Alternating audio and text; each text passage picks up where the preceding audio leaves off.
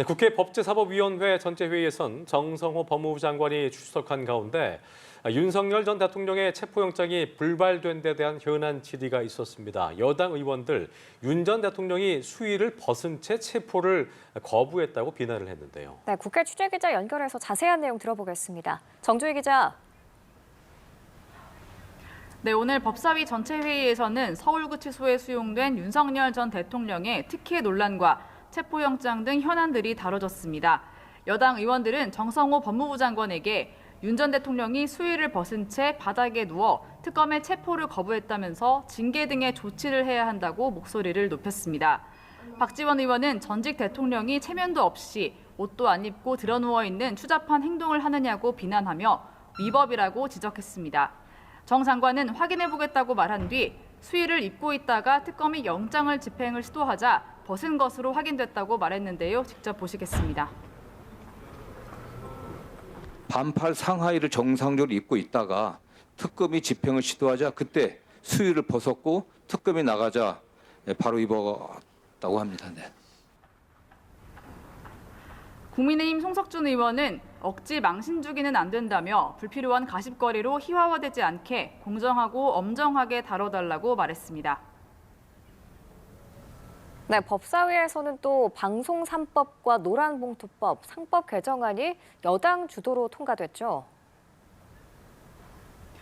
네, 법사위는 오늘 오전부터 전체 회의를 열고 공영방송 지배구조 개편을 골자로 한 방송 3법과 노란봉투법으로 불리는 노동조합법 2, 3조 개정안, 집중투표제 의무화 등을 담은 2차 상법 개정안 등을 심사했습니다. 국민의힘은 각 상임위에서 여당 주도로 처리됐던 이 법안들을 그대로 통과시키는 것에 거듭 반대했지만 결국 여당 의원들의 단독 표결로 법사위 문턱을 넘었습니다. 이 과정에서 국민의힘 의원들이 강하게 항의하며 여야 의원들이 언성을 높이기도 했습니다.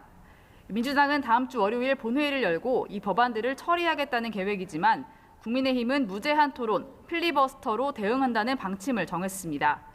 여야의 필리버스터 대치로 인해 7월 임시국회에서 통과되지 못한 법안들은 오는 6일 소집되는 8월 임시국회에서 마무리하겠다는 계획입니다.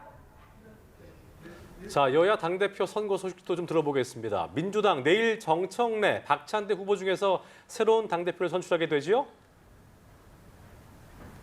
네, 이재명 정부의 첫 여당 대표를 선출하는 민주당의 전당대회가 내일 오후 2시부터 시작됩니다. 정청래, 박찬대 후보는 막판 당심을 공략하고 있는데요. 정 후보는 오늘 오전 라디오에 출연해서 협치보다는 내란 척결이 먼저라면서 대표가 되면 가장 먼저 하고 싶은 것은 이재명 대통령과의 만남이라고 말했습니다. 2주 전 충청 영남권 당원 투표에서 2연승을 거둔 정 후보는 수도권과 호남 등 남은 지역들에서도 낙승을 자신하고 있습니다. 현역 국회의원들의 지지를 얻은 박찬대 후보는 역전을 노리고 있는데요. 오늘 오전 고향인 인천에서 당원들을 만나 지지를 호소한 박 후보는 대표가 되면 법무부 장관에게 국민의힘 해산 심판 청구를 요청하겠다는 뜻을 밝히기도 했습니다.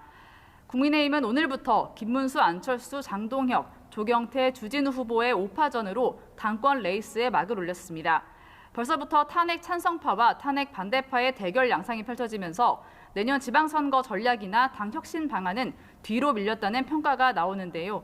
송원석 비상대책위원장은 이제 당의 윤석열 전 대통령은 없다며 과거 아픈 상처를 소환하는 과거 경쟁을 중단해달라고 당부했습니다. 한편 최고위원은 김소연 변호사와 류여해 전 최고위원 등 4명이 컷오프되고 15명의 후보가 예비 경선에 올랐습니다. 지금까지 국회에서 연합뉴스TV 정주희입니다.